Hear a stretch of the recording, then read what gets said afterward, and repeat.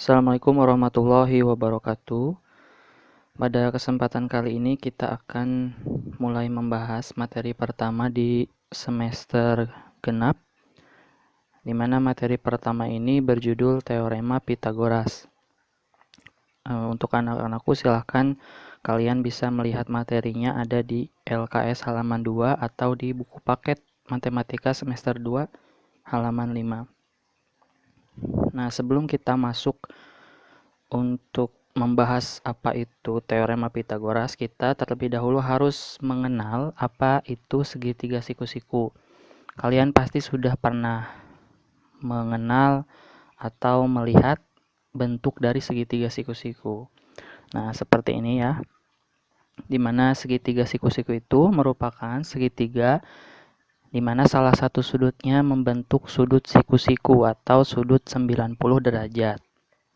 Kemudian, pada segitiga siku-siku ini terdapat sisi miring. Sisi miring itu, atau biasa disebut hipotenusa, yaitu sisi yang ada di hadapan sudut siku-siku atau di depan sudut siku-siku. Kemudian ciri yang ketiga, segitiga siku-siku itu memiliki sisi tegak dan sisi datar, di mana sisi tegak dan sisi datar ini saling tegak lurus. Bisa dilihat pada gambar. Nah, yang warna hijau ini adalah sisi miring, yaitu sisi yang ada di depan sudut siku-siku. Di sini siku-sikunya ada di sudut C. Maka garis yang ada di hadapannya kita sebut sebagai garis miring atau hipotenusa. Kemudian yang berwarna merah ini atau sisi BC itu disebut sisi tegak, dan ada juga sisi datar yang berwarna biru. Nah, sisi tegak dan sisi datar ini keduanya saling tegak lurus. Keduanya membentuk sudut siku-siku atau sudut 90 derajat. Nah, kalian harus pahami ini dulu sebelum masuk ke teorema Pitagoras. Jadi kalian harus hafal mana sisi miring, mana sisi tegak, dan sisi datar untuk menentukan nanti rumus yang ada pada teorema Pitagoras. Nah, selanjutnya di sini ada gambar orang. Nah, Pitagoras itu merupakan nama seseorang. Jadi Pitagoras itu adalah seorang filsuf atau seorang ahli matematika yang menemukan teori atau biasa disebut teorema. Nah, kita mengenalnya dengan teorema Pitagoras. Bagaimana sih bunyinya teorema Pitagoras itu? Nah, Pitagoras ini menyatakan bahwa pada segitiga siku-siku, sisi miring kuadrat itu sama dengan sisi tegak kuadrat ditambah sisi datar kuadrat. Atau bisa ditulis juga miring kuadrat sama dengan tegak kuadrat ditambah datar kuadrat. Nah, sehingga dari pernyataan atau teorema ini kita memperoleh suatu rumus untuk menentukan sisi miring pada segitiga siku-siku, yaitu sisi miring sama dengan akar dari sisi tegak kuadrat ditambah sisi datar kuadrat. Bapak contohkan di sini ada suatu segitiga siku-siku di mana memiliki sisi tegaknya 3 cm, yang berwarna merah itu sisi tegak ya, 3 cm panjangnya. Kemudian sisi datarnya 4 cm. Yang ditanyakan sisi miringnya berapa? Di sana belum diketahui. Kita bisa mencari sisi miring ini dengan menggunakan teorema Pitagoras, dengan menggunakan rumus yang tadi. Pertama kita tulis dulu yang diketahui, di mana sisi tegaknya 3, sisi datarnya 4. Maka sisi miringnya itu sama dengan akar dari sisi tegak kuadrat ditambah sisi datar kuadrat.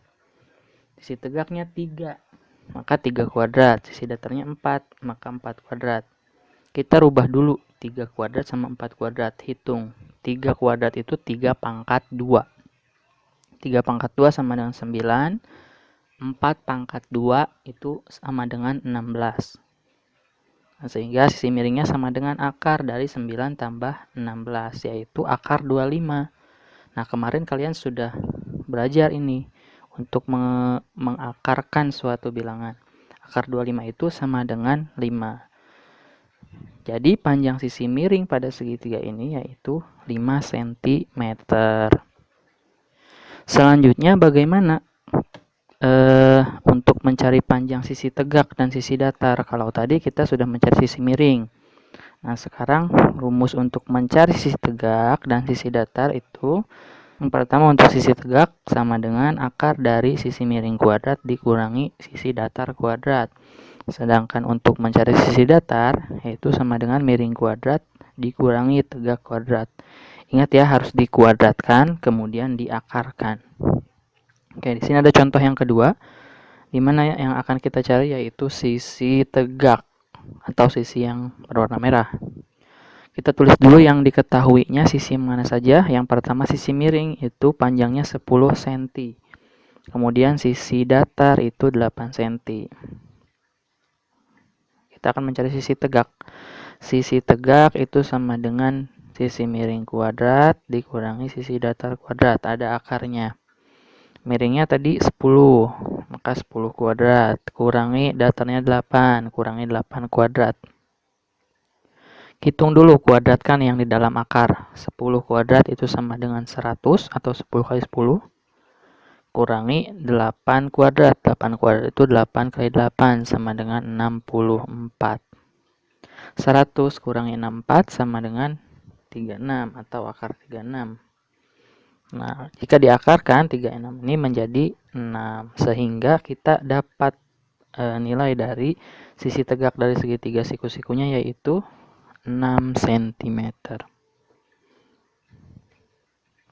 Selanjutnya contoh soal yang ketiga.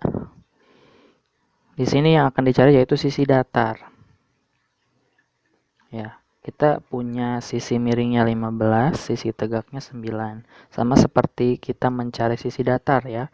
Kita tuliskan dulu rumusnya. Datar sama dengan akar dari miring kuadrat dikurangi tegak kuadrat.